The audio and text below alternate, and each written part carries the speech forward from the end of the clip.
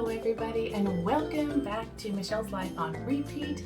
Today in this Care Collab we are traveling around the globe to see how a bunch of us who grow orchids and love orchids and do our best to have a YouTube channel that thrives around orchids are growing the same plant. And today it is Tolumnias, and we have a bundle of friends working on the same collaboration. So what it is we all share how we grow our Tolumnia in our culture, in our home, or in our greenhouse, and we all share what we do to make it thrive or survive, or what we've done, or if it hasn't grown, what you should not do.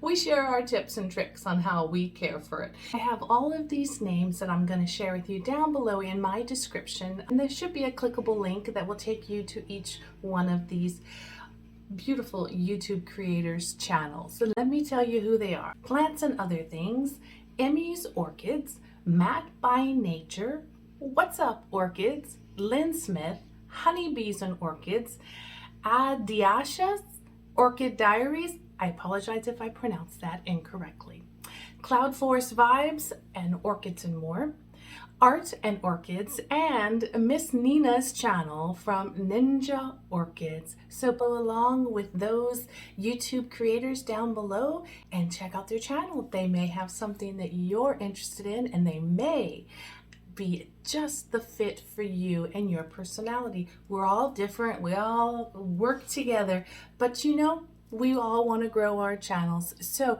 look through them all, look at their content, watch a few of their playlists, and enjoy your time on YouTube. Let's take a look at the Tolumnias. They are from the Caribbean basin. Play the Caribbean music. The only time I have been to the Caribbean, I enjoyed it so much, except for day number 2, where I was completely fried like a lobster, because I thought, you know, being this white girl that I am, I could just go out in the sun.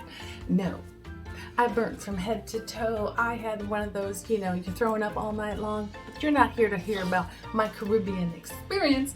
You're here to learn about my Caribbean-based orchids called the Tolumnias. So I have 2 of them. I had bought them as seedlings, and when I say seedlings, I mean like seedlings. They were the size of about a quarter, a US quarter. I should have had one here to show you. They were about that big, and they're not much bigger. I've only had mine for 2 years, but let me show you them, and let me tell you a little bit more about the Tolumnia orchids.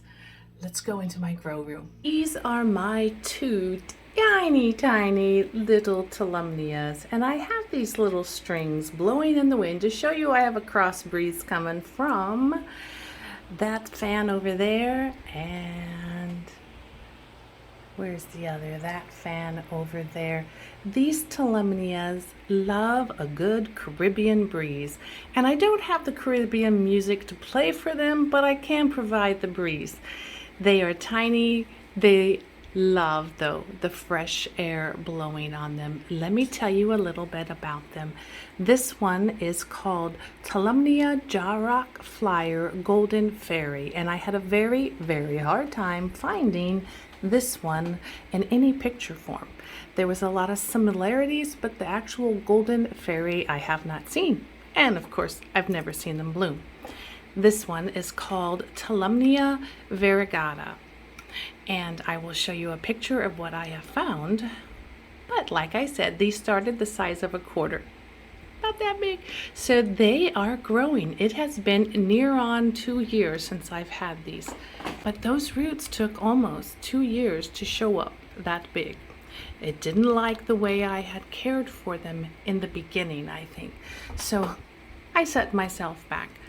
But here you can see we have the dead roots that are brown over there. I just haven't trimmed them off. And the white roots going down inside. This Jarrock Flyer variegata daily, and in the hot summer I will water her twice a day.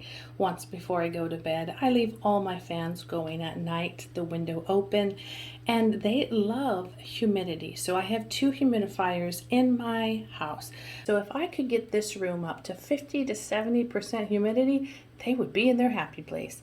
But me, I don't think I would be that happy with the mold starting to grow on the walls. So what I have to do is water her twice a day, if I can remember. If I only get her to her once a day, she is okay.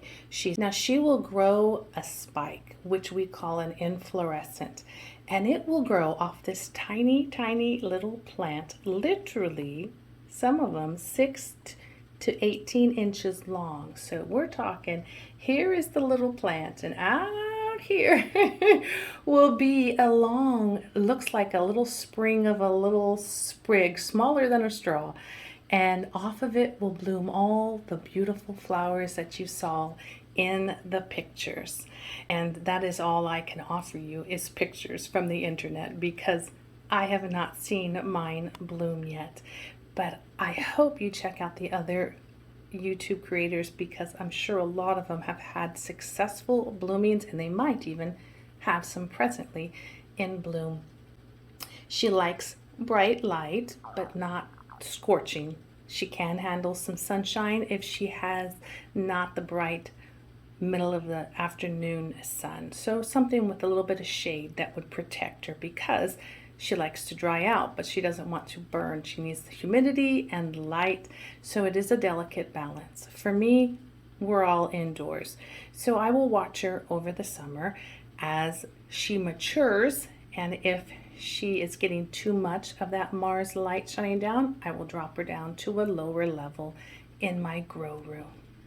Tolumnias are also known as equitant oncidiums. Equitant coming from the Latin word meaning like riding a horse, overlapping or straddling a horse. Notice they grow these little tiny fans. You see this one right here is overlapping or piggybacking onto the bigger one that's in the back. And that, my camera's trying to focus, sorry about that. That is where they get their name from. So you see the 2 little fans in the front, and the older one has been banged up, and it has been worked hard by me. I have moved it around in that first year of not knowing what the heck I was doing with it.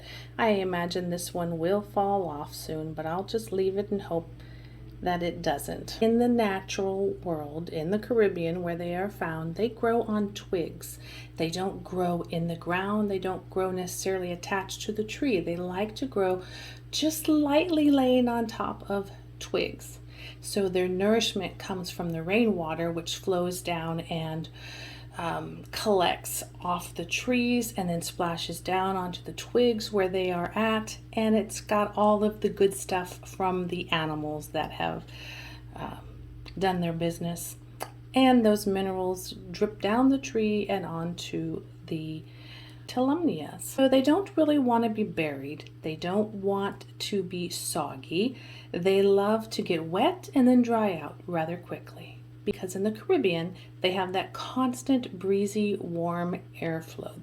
This one here again is the Jarrock Flyer Golden Fairy, and now is the time for her in my environment to grow roots and grow foliage. These 2 are on my wall of hope with all my other hanging mounts, because I hope that one day I will see flowers in them. As you saw, my Tolumnias are very, very small, and they are a slow and steady progress, just like us in life.